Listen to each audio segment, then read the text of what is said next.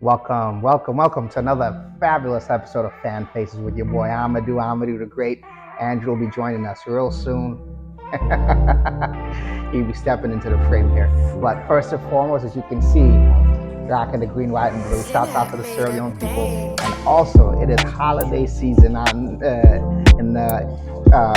it's holiday season all around the world. But home base guys, the JCs are there. They've landed. Don't worry though.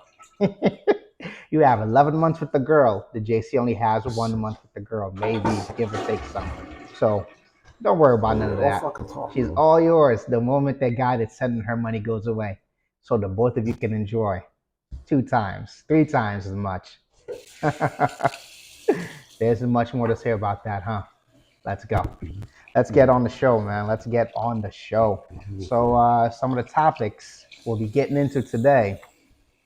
We got Shohei Otani's contract, making him the richest athlete out there based upon contracts alone. We got Giannis and the issue with the ball. We got Draymond Green and his ongoing issues with authority. And then we got Cam Newton speaking his piece. And it's the holiday season. There's a number of things that spike up during the holiday season. Of course, there's the spirit of giving, but it's also the spirit of taking. And we'll speak more on that later on in the show. But let's get going. Andrew, what's up, man? How's it hanging? How's life treating you? Life is good. Life is good. I love it. Yeah. That's what's up, man. Love it. What are some of the topics that are gonna? What are some of the topics? What are some of the things that have been going on in your life, or that have been that have gotten national attention that are tickling your fancy? Well, the Shohei Otani, number one. Okay. I love that. And then what else? We got, in the news media, it's the Kansas City Chiefs lost to the Buffalo Bills and how they lost to the Buffalo Bills with that great play by Travis Kelce and got neglected because of the offsides. By Kadarius Toney, KT. Yeah, very fast receiver. Always seems to get open. He's not fast. He's twitchy. Okay, well, very twitchy. Nonetheless, he could beat you inside a phone booth. Okay. What else other than that? Well, and then the NBA tournament was going on. Yeah. The Lakers won that. Yep. And they're going to be hanging up a banner in the next home game on the 18th of December. And people are upset about that because they have 17 championship banners, and they say, "Hey, man, we don't need conference title banners. We don't need division banners. We don't need this stuff." But the Lakers want to do it. It's stupid. They won a championship. They worked as hard for it as they would have. I mean, it's a one and done kind of tournament, but no, it's like a 4-game in-season tournament. It's great. They won it. They played the hardest. They wanted it the most, and everybody got $500,000 bonus. I don't believe this. They wanted it more than they did. I never like when they say this. It's like when you go to the Super Bowl. Well, they wanted it more than you did. No, they didn't. It just happened to get some breaks, and someone made a couple plays more, and they won the game. Well, they wanted it more than you did. Let's shut up. Nah, they don't do things like that. All right, Andrew, between you and I, yeah. I played sport. You played sports, not organized. I played organized sports. Yes, it does come down to who wants it more. Because you're willing to try that much more. You're willing to sell out that much more. Yes, you get some breaks that land your way, but you're willing to sell out that much more. Because you want it more. You're willing to battle more. You're willing to fight harder. Because where it seems like they've stopped you, you bust through another way. Okay, but sometimes like in a basketball game, mm-hmm. Sometimes this comes down to, did the shot go in or not? It doesn't mean you wanted it more. That shot just happened to go in. Okay, let me say. You played harder than I did. No. Let me say this. Yeah. You could play harder, but you also have to have skill. So the team that has the most skill and that wanted it more, it usually wins. You go back to the wanted it more. I don't think so. I would agree with that when it comes to like, did you make the playoffs or not? They didn't seem like they wanted. In the NBA, when they play for the championship games, it's a series. Like at the end of the year, 7-game series. And the one and done, it's literally who wants it more. In a 7-game series, it doesn't matter. You could have some lucky bounces, but at the end of the day, the best team wins. In a 7-game series, yeah. In a 7-game series, the best team wins. Because you could be lucky and have all the lucky breaks. and you could want it more, but if you're not good in a 7-game series, you just can't do it. Yeah, right. But in a one and done situation, if you want it more and you're better and you get all the breaks, more power to you. But if you want it more and you don't get all the breaks and you're not as good, you don't win it. So that's where I'm coming from. That's it. All right. So shouts out to my boy LeBron freaking James. We outside, baby. Come on, put that banner up. Love LeBron James. I do. No, I don't. I like LeBron James, but come on, let's put that banner up, baby. Right. He has one more championship that Michael Jordan doesn't got. You heard? We outside. Anyhow, my blood was boiling a little bit there. Just I'm sure if there was an in-season tournament, Jordan would have won a couple of those. Maybe. Possibly. But the NBA at that time didn't need an in-season tournament because people watched the NBA in December and in February, and November. Did they though? Yeah. The number said so? Yeah, it was very popular. I mean, that was one of my favorite things is when the NBA schedule came out. And I would circle all the home Heat games that I would, hopefully, God willing, could go to. And times have changed and the whole world is because nobody cares. It's amazing. The NBA makes more money today than it did then. Yep. But yet people seem to really kind of almost care less about the NBA as it did back then. Mm-hmm. The NBA was so popular in the 90s. It really was. In the 90s, it was absolutely so popular. And it was primarily dominated by one team. Well, you could be right, or it could just be nostalgia. Because when you tell stories, that's true. And looking back at them, because there's some commercials like the Mentos commercial. It doesn't matter what comes, fresh goes better. With Mentos fresh and full, that commercial. Good job remembering that commercial. Yeah, I love that commercial. Do you really? Nostalgia. Wow. I'm like, it's the greatest commercial ever. It takes me back. Good job. Okay. So with that in mind, it could just be you and nostalgia. Maybe people did really love the NBA that much. The skill wasn't the NBA same. Inside stuff with Ahmad Rashad and Willow Bay. It was better than all the Saturday morning cartoons. Dude, I watched watch a little Saved by the Bell, things like that. 12 o'clock, NBA Inside stuff. That was my favorite show. That's 1992. Oh my gosh. I mean, that's great. Loved it. That's great that you can look back on in such fun love it. And love and light. It's great. But on to today's topic, we got two topics basketball related. We got Giannis Antetokounmpo out here getting these points. We got Draymond Green out here slapping dudes because he think he's all with all the smoke. He's not with all the smoke. Draymond Green, it was a long time coming. You kick LeBron James in the balls, you deserve to be suspended indefinitely, but you weren't suspended indefinitely because it was the playoffs. Everybody was crying about it. Nobody cares. Draymond Green, it's a long time coming. You kick LeBron James in the balls. You choked that guy, what's his name? The French guy. I forgot the team. He recently choked him, got 5 games for that, and now finally he slaps Yusuf Nurkic.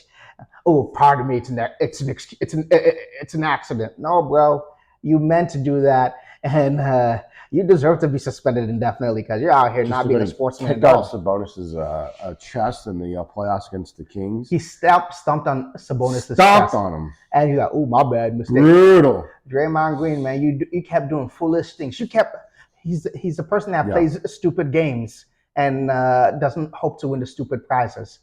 But now you've won a stupid prize. You have a contract. You just recently got signed. A lot of money. They're paying him like a superstar. They're going to have to take some of that money back, bro.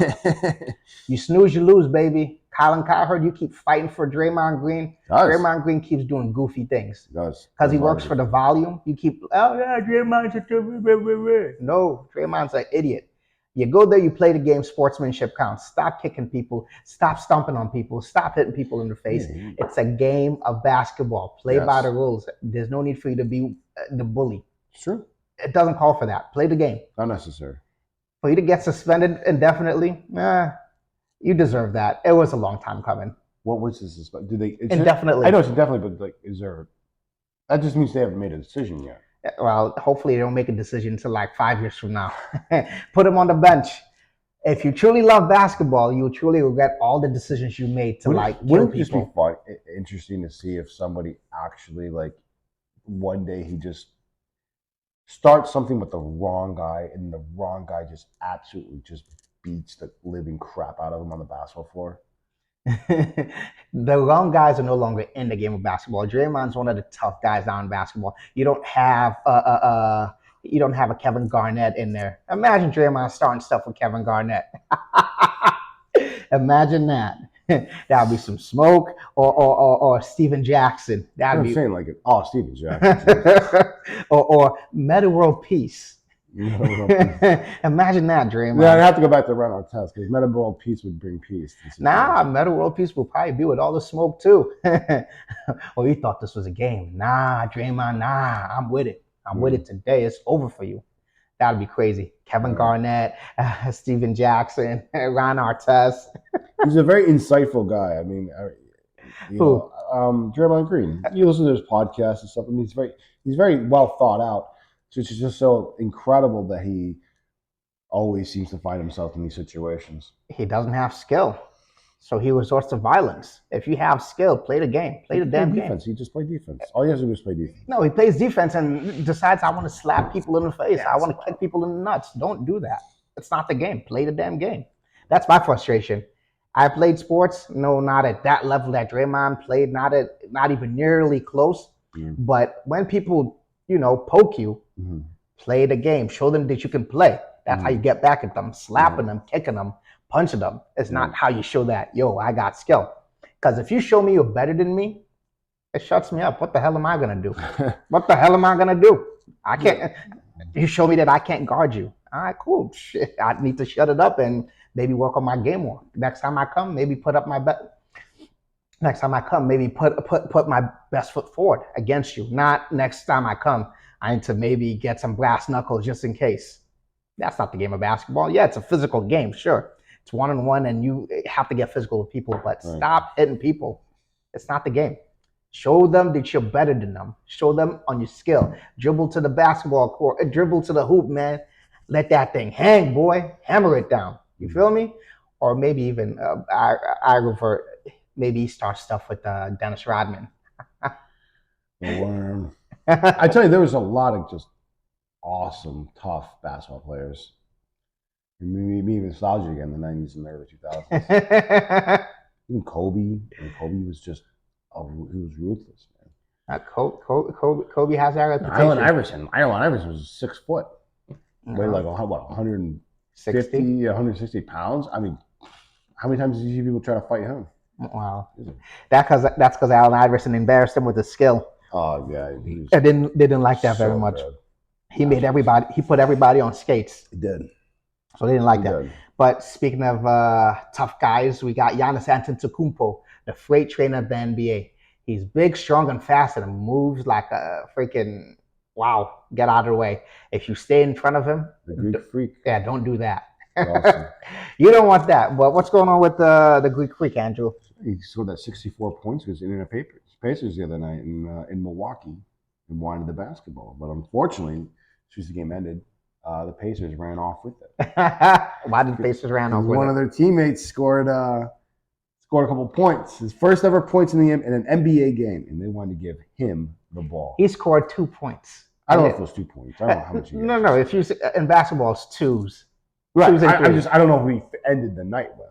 I'm just saying he scored his first points of his NBA career that night, and they took the ball to give to him. Even though Giannis on this night happens to score 64. You know what that says? Which is a franchise record. Nobody in Milwaukee history has ever done that. Giannis just needs to do that again so he can take the game ball home this time. Oh my God! That's all he needs to do. If I was that Pacer, I'd be like, yo, dude, you can have the ball, bro. You scored 64. That's awesome. They both want the ball. It's a memorabilia that you could if that player that scored his first points in the NBA game. I scored my first points on the night that Giannis scored 64. You can have the ball. Let's say that's a highlight of his life, or maybe he becomes a superstar. This is the beginning of his NBA career, and this cements his legacy moving forward. Cements his legacy. Yeah, his legacy in his mind. You need to stop talking about their legacies all the time, like as if people 100 years from now are going to look at them and be like, "Wow, amazing." Like, come on. You may not look at them like, wow, but remember, nostalgia, when you tell a story for the third time, for the 10th time, 20 years down the road. No one's going to talk about his 2 points that he scored that night. It's a great story. You may not, but he will.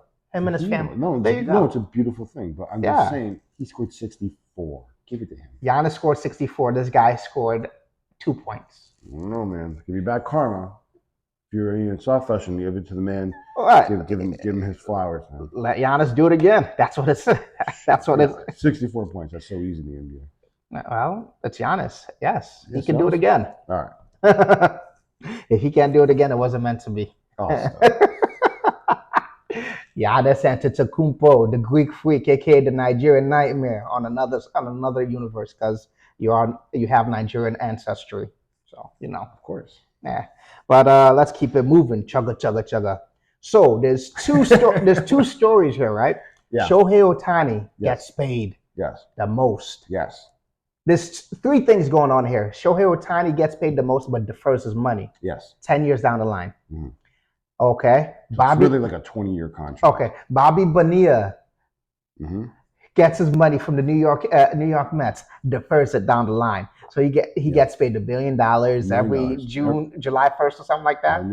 Yep. Yeah. It goes to like what? I think it's till 2035. So it stopped playing in 2000. So long after Shohei Otani retires and probably goes back to Japan, does whatever he does, he'll still be getting paid. But Shohei Otani getting paid that much, Shohei Otani wouldn't have been the athlete to get paid the most. You know who would have been? Lionel Messi, going to the Saudi Arabia League, the Saudi League. They were willing to pay him $1 billion. That's crazy. 400 million, almost $1 billion, 400 million a year for him to play in the Saudi League. He turned that down to come to America. And play for Miami. And play for Inter Miami. I'm out here in Miami. What's up, sexy red? Looking like young thug. See, that's when you get to a point where you make so much money, you're so famous. When someone says, "I'll give you $1 billion," and then you just think to yourself, "What am I going to do with $1 billion? I don't need $1 billion. I want to go have some fun. I'm going to go to Miami and play." It's not that Messi doesn't need it. Messi doesn't need it. Okay, go ahead. Hear me out. Go ahead. Messi's contract with America would be far more lucrative in the sense that he'll be in American culture moving forward forever. Because after he's done, he could be part owner of a team. He could buy his own team with $1 billion.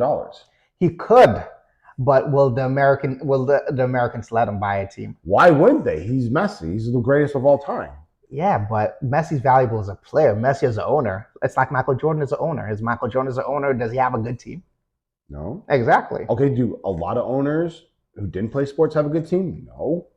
They suck. Well, no, those other owners cut their teeth doing something else. Messi represents soccer. But as an owner, they suck. Nope. They're horrible at being owners. How many NFL owners are really that good? It's the same garbage teams that have to draft first, the top 5, top 10 picks every single year. Except for this year. All the NFL teams are kind of like in categories. You got a bunch of 7-6, 7-5 teams. You got a bunch of 8-4 teams. You got a bunch of 10 and you got like we still got 4 weeks left in the season. You got 1 10-3 team. You got a couple of 10-3 teams. You got a couple of 9-4 teams out there. So the NFL teams are in whatever. But Lionel Messi, not only does he get money from his team that signed him, he's getting money from Adidas. He's getting money from Apple.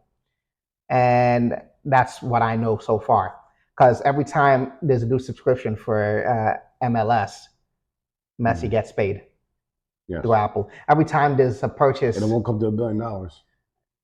That's a forever. Nobody watches MLS that much here in this country. No, it's not the Premier League. No, people are eyeball. There's new eyeballs that came in to watch MLS because of Messi. That much money.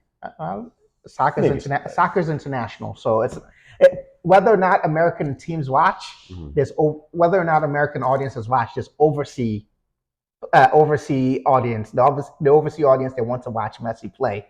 That subscribe. Yes. And those subscriptions may go up. And he'll get money from that subscription as well.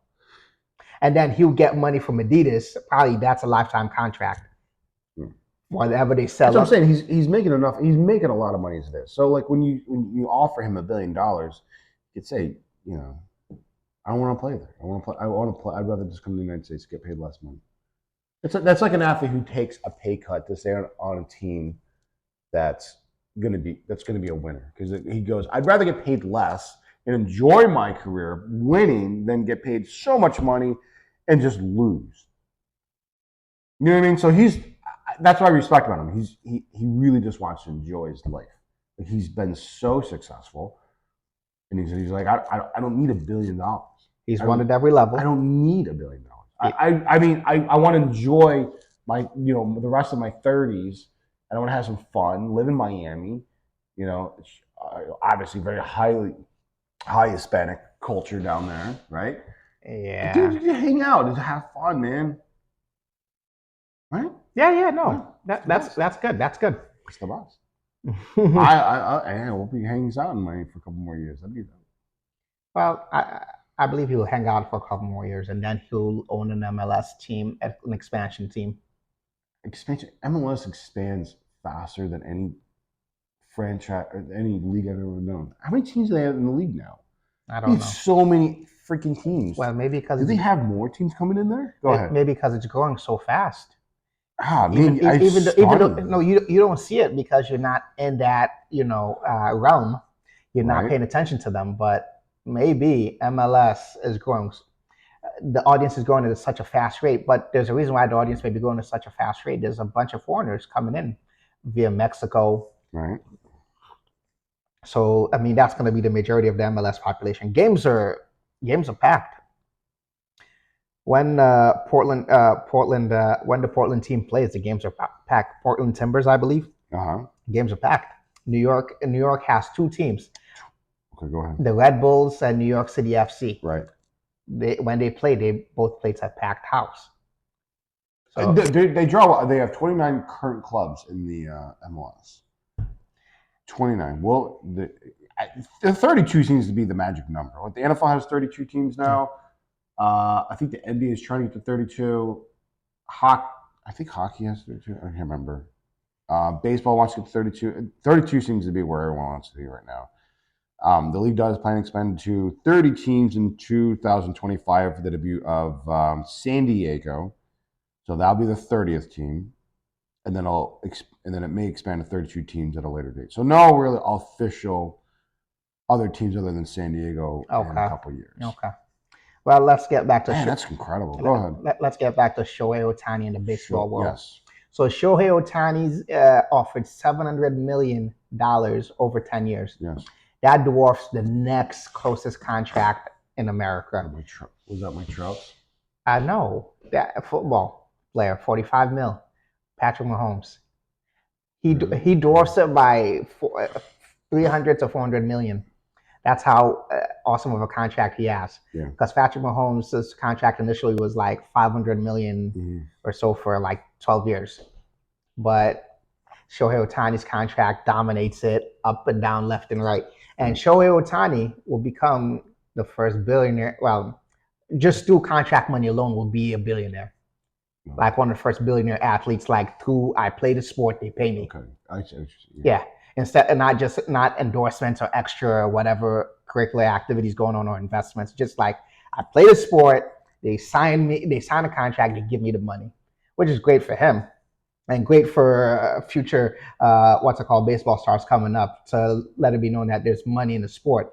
Because in all reality, not too many people watch baseball, but somehow they're making this money and they're able to give it away just as fast as they're making it. So. Hey, kids out there, baseball is a sport to go play. If you're talented enough, like Shohei Otani, all guaranteed money. You could all guaranteed money.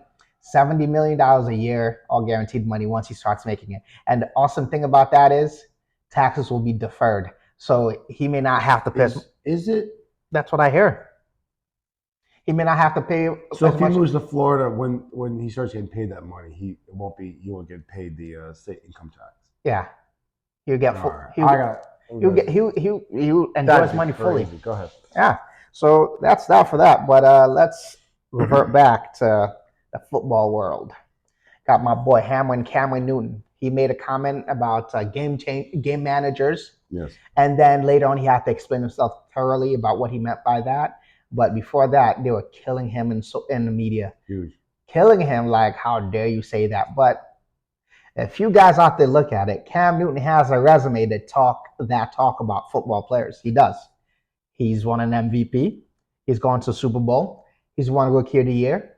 He's led the league in touchdowns. He's made Pro Bowls. He's been an All-Pro player. So if he doesn't have the right to speak what he said, who does? Who does? Who in Stephen A. Smith's world does?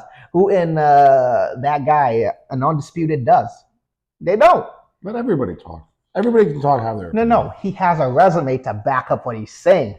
Okay. He played. Yeah, but people can play and disagree with him. No, they could disagree with him, but to talk down to him as if like, bruh.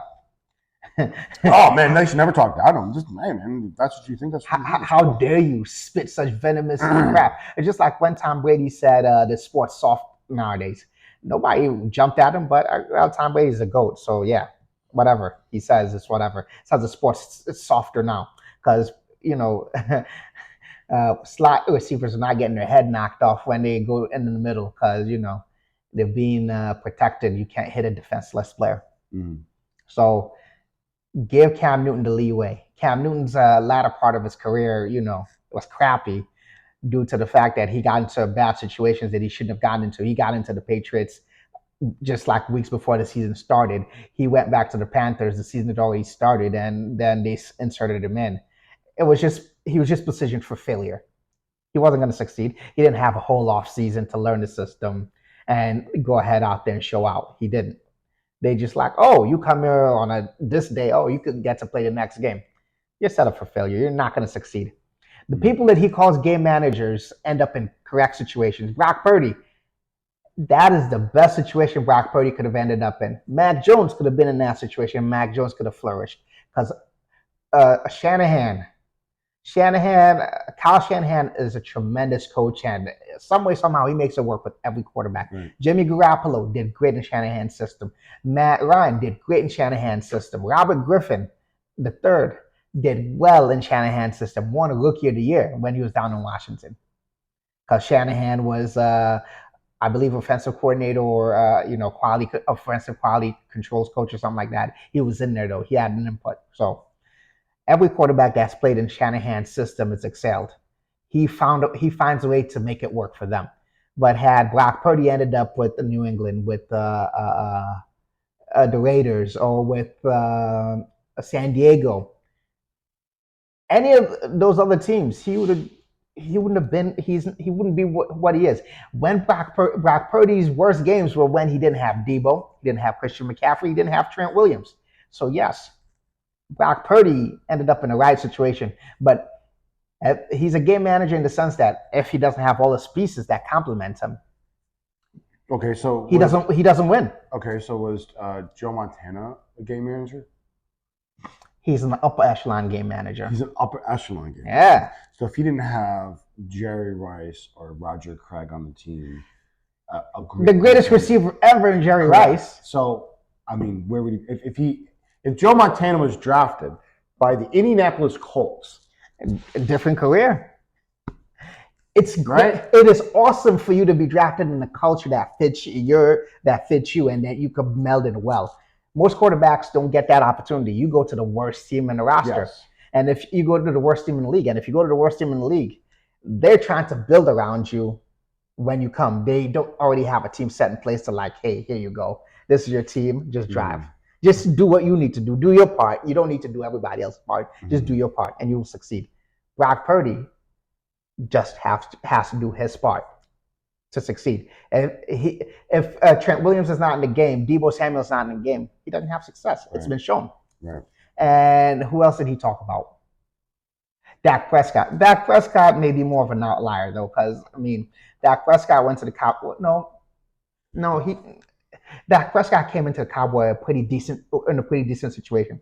They drafted the guy from Ohio State there, Zeke. They drafted Zeke. Running game was awesome. Offensive line, the greatest number one offensive line in the league. So Dak Prescott didn't have to drop back and throw 40 times a game, 50 times a game. He threw maybe 20 times a game, and Zeke was running fresh out of college, just like hitting his stride. And Dak Prescott's rookie year, 13-3. So Cam Newton has points there. It has some points into what he's talking about. It makes sense. Because when Dak last year didn't have the team that he should have, he kind of shit the bed. He had like 15 to 20 interceptions. on the year, and his touchdown to interception ratio wasn't the greatest. So if Cam doesn't have the right to speak on that situation, I don't know who does. Yeah, I like anything Cam has to say, whether you agree with it or not. It's interesting. He's enthusiastic. He puts thought behind it. Why not? Everyone flips out over it. So what? Well, it's been a quiet season-ish, kind of, besides Draymond Green's drama. So there isn't too much drama in the NFL. There's a lot of backups, sure, but there isn't too much drama like, players getting cut, receivers acting out like divas. So Cam says something. Do we need the drama though to make it interesting? Yeah. Need yes, we do. We do. We do. We absolutely do. Human nature calls for drama. Why? I don't know. What's wrong with everybody? And then if you talk to everybody, they're just like, God, I hate drama, right? Oh man. We hate it, but when it comes, it's like we so bizarre. Like go on a date with anybody and just be like, God, I just hate drama. And they're like, yeah, me too. And drama comes out. And this drama it's just people love it, man. Well, to end this topic though, end everything in this episode today, it's the holiday season, all right? And if it's a holiday season, it's a time for giving and time for receiving. And scammers out there trying to receive from you. Keep that in mind. They're out there trying to receive from you. I've been scammed, and I've been taken advantage of. I'll tell those stories at a later date, but just be on the lookout, people. If you are calling customer service, they're asking you to give them gift cards. They're asking you to go purchase gift cards. Don't do it. It's a scam. If you're calling customer service and you missed one number of that company's 1-800 number, it's a scammer you're meeting up with. If you miss one number? If you're one number off, like a phone call, you're making a phone call and you're one number off, like Apple Care, it takes you to a scammer. So they pay attention to that. They pay attention to all those little details to snatch you up and lock you up. So pay attention. It's the holiday season. It's the season for giving and receiving. But do not be the one to get got. If it looks too good to be true, it is too good to be true. That's everything about life. so don't go out there and be like, yeah, man, I got it like that. You don't. A scammer's out there to get you. They don't they're not doing it out of ill will. They're doing it to survive, but it hurts you when they survive. So it's a double-edged sword. And by the way, either way, it's a double-edged sword. You like to support some of these people and help them out, but you don't know them, so you don't have no connection to them. But they want to they want to receive their holiday gifts, and if it comes out of your pocket, so be it. They don't know you either. They could care less. Time for giving, time for receiving. Scammers are ramping up to receive. So if you call a 1-800 number and they're like, go buy some gift cards, don't say nothing to nobody, and it looks don't say nothing to nobody. No, don't say nothing to nobody. It's so and it's sketchy. It's crazy. Keep that in mind. There's a reason why it's sketchy. All right. It's true. All right. There's a reason why it's too good to be true. And if you're on Craigslist and you know what Craigslist is, they're going to put a whole bunch of listings out there that look too good to be true. And they will tell you, send us the money. Or even if you're selling something, they'll be like, oh, we'll send you the money. They'll send you the money and you can ship it to them. But it is not real. They're fake checks that they send you. Make sure you go to your local bank and check it out first before you send whatever you're going to send. Because you'll end up having to pay for that scam. And you pay dearly. And you won't want that. So keep that in mind, man. This is my holiday gift to you guys. Everybody out there, I'm giving. It's called knowledge. Nice fresh haircut. That's your holiday gift. Yeah, you know I mean, the barber blessed me, so I had to bless y'all. I'm gonna do the great. He's out here. Great. You know. The barber blessed me, so I had to bless y'all. That's right. I feel good, so I give good. That's right. You know what I mean? But today's episode is sponsored by 19 Strings for the Heart. Andrew's book, go check it out. And also, today's episode, Final Cuts Media. Big things to come. Check us out. We got great songs out there. Mr. Press, D2, Young Shark, El Cash. Go check them out on AudioMac. If you're in Africa, go check them out on iTunes and all the streaming services out there that play music. The music is out worldwide. Check out Final Cuts Media, TikTok, Instagram, Facebook, YouTube. We're outside heavy, baby. Heavy, not Dido. Anyhow. Also, Fan Faces. The episodes are on YouTube. If you want to watch us and look at go check out my fresh haircut. You know what I mean? Check out Andrew's fresh jersey. I'm rocking the green, white, and blue Sierra Leonean jersey. Go check it out. It's on YouTube. But if you want to hear my silky smooth voice talking to you like this, baby, holla at me. Check out the podcast on all streaming platforms: Apple, Amazon, Spotify. We are outside. And I've given you your gift already for Fan Faces. Hi, I'm Amadou. I'm the Gate. Check us out.